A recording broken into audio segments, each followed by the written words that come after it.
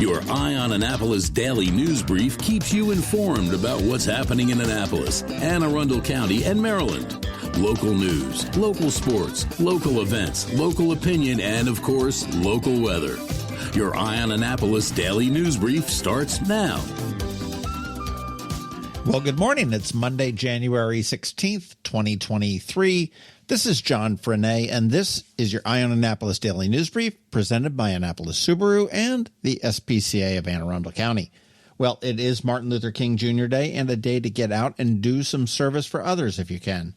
You can join the Ravens because they've got nothing going on until August.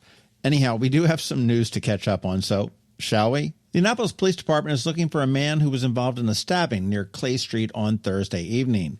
Now, they were called to the first block of West Street for the call and were told that it had happened earlier in the evening.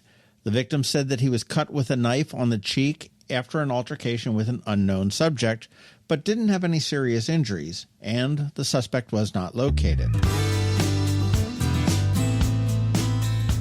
As I mentioned when we opened, if you're able, go out and do something good for someone on this day of service. If you're looking for something, I do have a suggestion for you. The Eastport campus of the Annapolis Maritime Museum and Park is hosting a volunteer open house today from 3 p.m. to 6 p.m. There are a ton of opportunities available year-round for an hour or two, or maybe longer. They are all fun, and honestly, it's one of the best group of people you're going to find anywhere.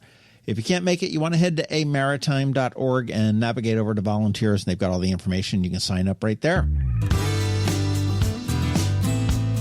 Yes, the legislative session is underway, but the next few days are going to be extra challenging for the city of Annapolis due to a few inaugurations about town.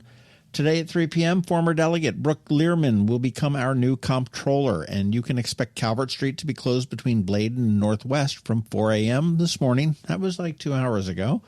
And 6 p.m. tonight. Wednesday is Westmore and Aruna Miller's inauguration, and there are a bunch of road closures. Too long to get into here. We do have a chart on eyeonannapolis.net that the city made. They also have it on their website as well. There also will be heavy security around town, and they say to expect random security checks and stops. Most of the road closures and parking restrictions will be in effect from 7 a.m. to 4 p.m., and due to that, our friends over at Galway Bay are not going to be opening on Wednesday until 4 p.m. And I really don't recall this level of security in the past. Maybe Oprah's coming to town. Who knows? This is still a few weeks off, but Annapolis Pediatrics is hosting a free kids health and wellness fair at the Pitt Moyer Rec Center on Saturday, February 4th from 11 a.m. to 1 p.m. It's designed for kids 5 to 13. It's going to include a free lunch from Mission Barbecue, as they have all sorts of activities, games, and information on food, exercise, and education planned. Pretty cool. Put that one on your calendar. Friday on the DNB, we finally debuted our new segment, Canines and Corsstreks, presented by Annapolis Subaru and the SPCA of Anne Arundel County. You want to head to eyeonannapolis.net and check out the story that we put up at noon on Friday. On Friday, we met Oso, and he was a cutie. White German Shepherd mix, and judging from the ears on top of his head, he's probably mixed with a jackrabbit, because boy, they were big. But if you're looking for a forever friend, make sure you tune into the DNB on Fridays and then look for photos and maybe a video or two on Friday at noon at eyeonannapolis.net. Speaking of podcasts, I do hope that you caught the Local Business Spotlight with Judy Budensek from Francis Marketing Group on Saturday. It's a great little company right here in Eastport. This Saturday, we're going to be hearing from Roman Hardgrave, who is heading up the Maryland Curiosity Lab and the Acton Academy. It's a new school that you haven't heard of, but it's coming to the Broadneck area. And as we wrap up, a startling story for me, actually. WalletHub.com crunched some numbers and determined that smoking will cost the average Marylander $3.6 million over a lifetime. As I dug into the numbers, the biggest chunk is lost investment income because, you were spending money on smoking. But it all breaks down like this. Out-of-pocket cost, $179,000. Financial opportunity cost, that's the money lost, $2.4 million. Healthcare cost, $274,000. Income loss, that's sick days, etc., $752,000.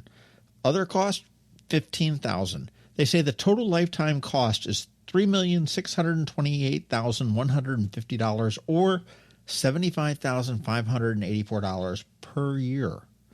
I guess the moral of this story is, don't smoke.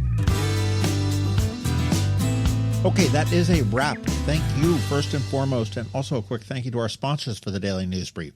Annapolis Subaru and the SPCA of Anne Arundel County, Solar Energy Services, Scout and Molly's, and Alpha Engineering. So now you need to hang tight because we have Ann Alsina here with your Monday Money Report. And as always, George Young from DCMDVA Weather is here with the only locally forecast weather report you're going to find. All that coming up in just a bit, so hang tight. The benefits of a good night's sleep are well documented. Sleeping well prevents weight gain, improves concentration and creativity, and boosts the immune system. So, what keeps you up at night? If you run a business, then the security of your computer network may be one of those things. Threats like ransomware and phishing are becoming increasingly sophisticated and pose a real risk to any business. Don't let these cyber threats keep you up at night. At Alpha, they've been helping their customers sleep better for over 30 years by monitoring in real time and hardening network defenses. And for those irritating IT issues that arise every day, Alpha's just a phone call away, helping your business run smoothly and helping you sleep better, knowing Alpha is on guard. Give Alpha a call to see if they can ease your worries and help you get the rest you deserve. Find them at alphagetsit.com. When you live near Annapolis, you know how fickle the weather can be. So you need a truly local forecast that's accurate and reliable. Forecast right here in Annapolis. DCMDVA Weather is not just for today, but for the rest of the week and the weekend too. Now here's George Young of DCMDVA Weather with the weather outlook for today and beyond. Hey everyone, this is George with DCMDVA Weather, and this is your Eye on Annapolis forecast for Monday, January 16th.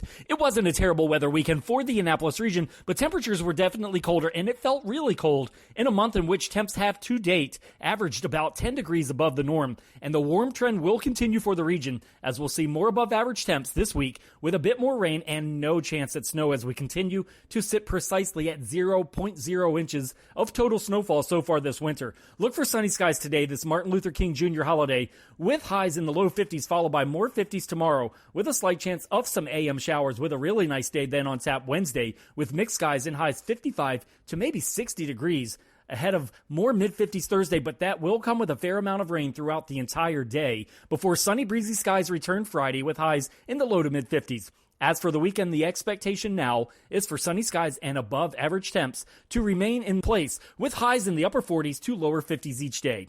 Okay, that's it for today. This is George Young of DCMDVA Weather. Make it a great day out there today. Stay healthy and be safe. And be sure to follow us at Facebook and Twitter for regular updates each day, along with our website at dcmdvaweather.info. And definitely be sure to download our DCMDVA Weather app on all of your devices from either the Apple or Google App Stores, so you can always stay weather informed.